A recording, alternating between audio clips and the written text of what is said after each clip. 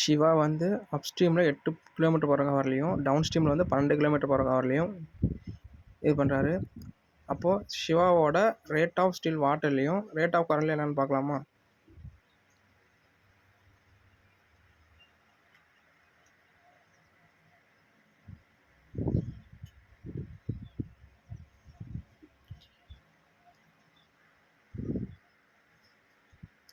இப்போ rate in still வாட்டர்னா 1/8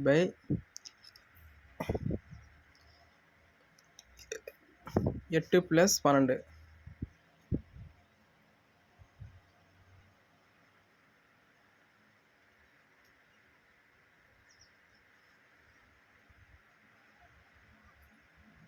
so rate of still வாட்டரில் வந்து 10 கிலோமீட்டர் பர் ஹவர்.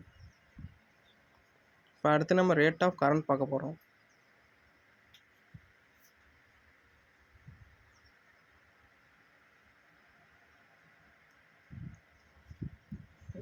(1/12 - 8).